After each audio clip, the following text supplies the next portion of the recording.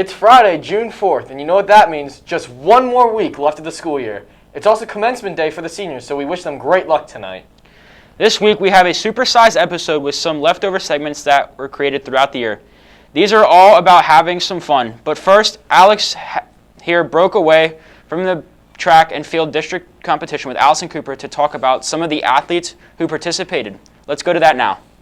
I'm Alex Long of ACDN TV, and we are here at the District 3 track and field events. Let's go see how our competitors did. We started the day by talking to thrower Grace Coleman before her event began to see how she was feeling for the day. I'm here with Grace Coleman. Grace, what event are you doing today? I'm doing shot put today. What are you seated? Currently I'm seated third. And how do you think you're going to do? I'm hoping I do pretty good. Who's your biggest competition today? Ashton Giles. Well, good luck to you, Grace. After talking with Grace, we checked in with Braden Holman to see how he was feeling about his events for the day. I'm here with Braden Holman. Braden, what events are you doing today? I'm doing the 4x1 and 4x4 today. What are you seated in those events? I actually think we're seated first for both. And who's your biggest competition besides them? Nobody. Honestly, nobody. Good luck today. After her event, we checked back in with Grace Coleman to see how she did. We're back again with Grace Coleman. Grace, how'd you do? I got third at shot put. That's good. What was your best throw? 33 flat. Nice. And how did you feel about it personally? I felt pretty good going into it. It didn't go the way I expected it, but it went better than I hoped. We're very proud of you, Grace. We then took a second to talk to Will Chitty and Joey Goss, who are both on our boys 4x8 team. I'm here with Will Chitty and Joseph Goss, and they ran the 4x8. So how did you guys do? I mean, we were seated third and we got third place, so we're all right with that. We were hoping for second, but Trudy with that push at the end. Joey caught the guy that I was losing. Well, how did you guys feel about it personally? Like your own? Oh, it was good. I think we all did really good. Yeah, we all got pretty good splits, so overall, it's pretty good. Yeah. Well, we're here. We're proud of you. 5 of our student athletes from the district meet actually qualified for states. Those students were Casey Hess, Rogan Harder, Jack Chuddy, Noah Gunderson, and Brayton Peters. Congrats, guys. Congratulations to all of our athletes who placed at districts and states. That's all from us today. I'm Allison Cooper from ACDN TV. Have a great summer, guys. Yeah, everyone did really well, and I'm proud of my teammates. My 4x1 relay team of Braden Holman, Michael Moran, and Rogan Harder placed 4th that day. So I'm really happy with everyone who had the chance to participate. And now, speaking of sports, earlier this year, Dylan Clements and Aiden Heilman talked to students and staff to see what they consider to be real sports. Uh-oh, this could be a touchy subject. Hi, I'm Aiden Heilman, and today we're going to be interviewing people, seeing which sports they think are sports. Life could be a dream if I could take you up in paradise up above. Hi, I'm here with Miss Mallon. Miss Mallon, do you think track is a real sport? Yes, I think it is. Why do you think that? Because it showcases athleticism in just running, throwing, jumping. Thank you. We're here with Mr. Rodensky. Is cheerleading a real sport? Cheerleading is an activity. Thank you. Cheerleading is a sport. No. Okay, thank you. We're here with Dominic Viazzi. Is track a real sport? Yes, track is a real sport because you have to get a physical for it. We're here with Phoenix Music. Is cheerleading a real sport? I believe so. Why? Because they work pretty hard for what they do, and I think they deserve to be recognized as a real sport. Bruh, look at this dude. Excuse me. Can we interview you? Why? Do you think track is a real sport? Yeah. Why? Because they're competing. Okay, thank you. Okay. Hi, I'm here with Miss Harrell. Do you think track is a sport? Of course it is. Why do you think that? Because I ran track when I was in high school. Okay, thank you. Hi, I'm here with Emma Bell. Emma Bell, do you think that cheerleading is a sport? It's not a sport. Why do you think that? You don't compete against other sports. I don't know. What did he say? I think competitive cheer is a sport. Gee, okay. Hi, I'm here with Emily Shuey. Do you think that track is a sport? Yeah. Why? Because you're just running. Thank you. We're here with the cameraman, Brad Smith. Brad, is track a real sport? Yes, it is. I think track's a real sport because it's two teams facing off against each other, competing and seeing who's the better team. I had a previous argument with Chase McGuire about this, and let's say he's just crazy. So, Hi, I'm here with Carlos. Do you think that cheerleading is a sport? No. We're here with Simon Dvensick. Is golf a real sport? I think pretty obviously golf is. Look at Tiger Woods, the man, the myth, the legend. I mean, he's a beast. He can bench more than anyone here. So, yeah, golf's a real sport. Thank you. We're filming. Hi, I'm here with Miss Heller. Do you think track and cross country is a sport? Yes, I do. Why do you think that? Because you're exercising, you're getting your heart rate up, you're using your brain to push back what your body is telling you to stop, and that's a sport. Thank you. Do you think it's a sport? Of course. Hey, senor. I'll let you go. Do you think spelling bees are a sport? Do I think spelling bees are a sport? Yes. Well, I guess it's a matter of how you define sport. It could be an academic sport. That's a political question. Is cheerleading a sport? Yes or no? It's controversial. Why? Why? Because some people don't believe it is, but if you watch any of their competitions, they're very athletic. I think you would make a great cheerleader, Mr. Clements. I think I would. You would. And Smitty, definitely. Next segment. Do you think competitive eating is a sport? Yes, Why? because you compete against someone. Thank you. I'm here with Noah Syndergaard. Yeah. Is cheerleading a sport? It depends on the definition. So what do you want, definition? High school, like for basketball. Not really. Why? Because they're not competing. Xander, is hockey a real sport? Yes. Why? Because we're a different breed. Hi, I'm here in the lunchroom with Liam Pulaski. Liam Pulaski, is cheerleading a sport? No. Thank you. Is chess a sport? Even though chess has winners and losers, chess is a game. I wouldn't say sport, but it is a game. It's competitive, so there's a fine line. I say no. Thank you. Okay. Hi. Do you think painting is a sport? Mm-hmm. Thank you. Thank you for tuning in to this week's segment of Controversial Questions. Isn't that right, senor? Sheesh. And now we know that end of the year projects can be a big pain for students. But these sophomores had a little fun in Mr. Coleman's English class as they finished studying Julius Caesar. Brad and Gavin Keller covered what one group of sophomores did. Spoiler alert, Caesar turns into a salad. Today is the first ever airing of Julius Caesar the movie, starring Phoenix Music as Julius Caesar himself. What will happen in the movie? I don't know. But kick back, relax, grab some popcorn, and enjoy the show. All rise for Julius Caesar! Thank you to the Senate. Thus my words will be all wise.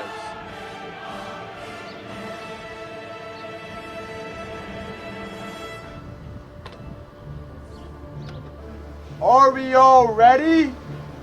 Why are we here? Most amazing and powerful Caesar. Do not think that Caesar has rebel blood that will be forged out which will be melted through. Caesar does not lie. Does anyone else have anything to say?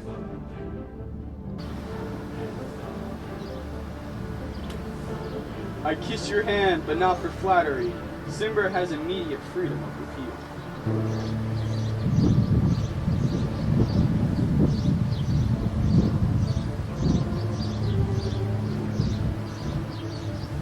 Pardon. As low as my foot, as Cassius fall for Cimber. If prayers could move, prayers move me. I am as great as the North Star. Oh, Caesar! Hence, wilt thou lift up Olympus? Great Caesar! Doth not Brutus bootless knee? Speak hands for me.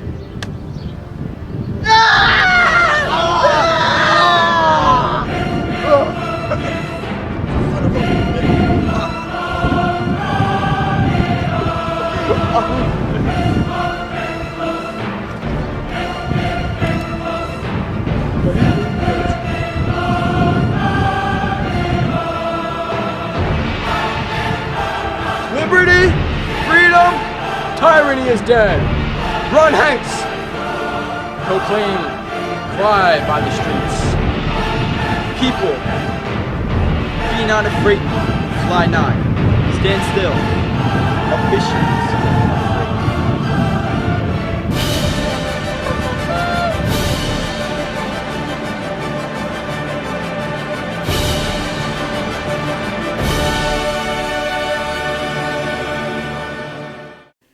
I'm here with Cinna, aka Aiden Hallman. Aiden, what was the hardest part about the Julius Caesar project? Probably the hardest part was getting everybody to like cooperate and do everything at like once and all together, because like one person was recording, then like 3 people were in the set, and if someone messed up or like someone was out of frame and then walked in at the wrong time, we had to like restart because we wanted to make sure it was right and it wasn't choppy and not good. What was the funniest part about the project? Funniest part, probably killing Caesar, aka Phoenix Music, and that kid, you know how he is, so we went to like stab him, you know, because that's how Julius Caesar dies, and he does whatever he wants, and that's very funny. Finally, if there's one thing you could do different, what would you do? One thing I could do different, maybe get more lines, make it a little bit more accurate, and also more props, because we had a chair and a knife and some robes. That's really it. If we could have more, that'd probably be better. Thank you. Some background. Can you give me some background information on the project, please? It is a project that I spent many years. Hey, look. That's so funny. That's so funny. I don't know about you guys, but I was not expecting Caesar to die. I did enjoy the movie, though. For ACDN TV, I'm Brad Smith. And finally, for today, we know that the seniors are finishing up their time at AC today. But before they left, Vincent Krall wanted to test some of the students and history teachers to see if they could identify if the statements he was making were historically accurate, or if he was just made them all up. How would you do? Hey there, AC. Today, I'm checking to see if you guys can tell the difference between historical facts that I just made up or if they're actually real. Let's go check it out. During his presidency, Theodore Roosevelt bare-knuckle brawled a bear and won.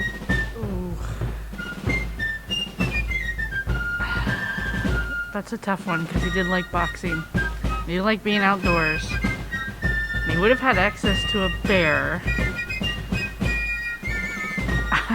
I'm gonna say that's fact. Crap, I made that one up. Fidel Castro, famous dictator of Cuba, loved dairy products and was known to eat 18 scoops of ice cream after a meal. That's another interesting one. I'm just trying to think if they have cows in Cuba. It's an island.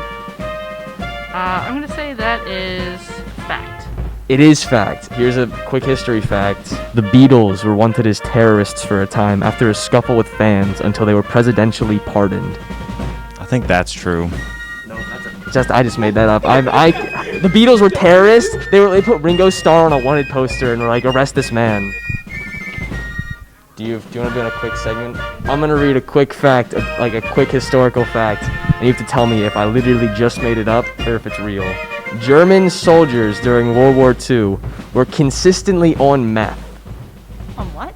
Meth, like methamphetamine, like the hard drug. True. That's true. Literally, Hitler supplied a constant supply of it to his soldiers. It's like the only reason they beat France.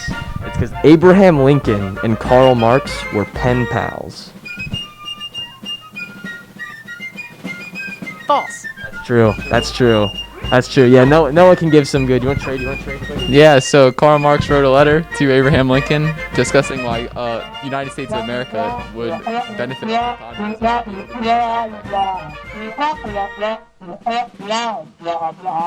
I'm going to ask you a quick historical fact, and you're going to have to tell me if it's real or not. The Quaker Oats guy, you know the Quaker Oats guy?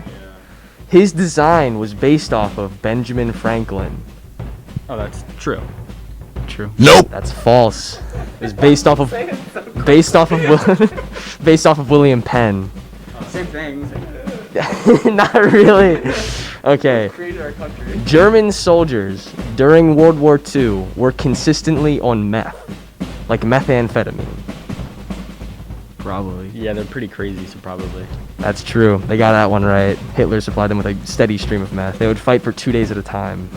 Pull up as a team. Pull up as a team. I'm fine with that. So, here's the fact. The guy on the Quaker Oats box, you know what I'm talking about, Quaker Oats? Yeah.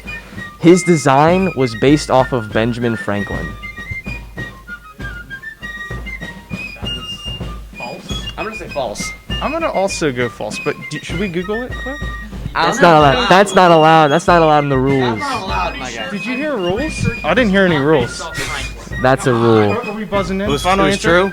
False? That is false. I made that up. Yes! He was actually based off of William Penn. That's a good... If only I knew who that was. Nope, there's no one in there. David.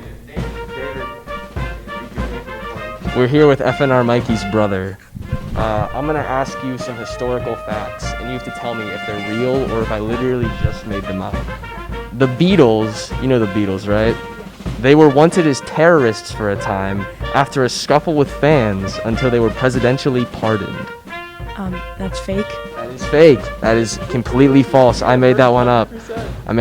I'll ask you like one or two more maybe. All right.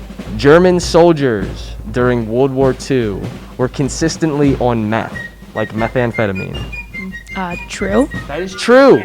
That was good. You did better than some of the history teachers.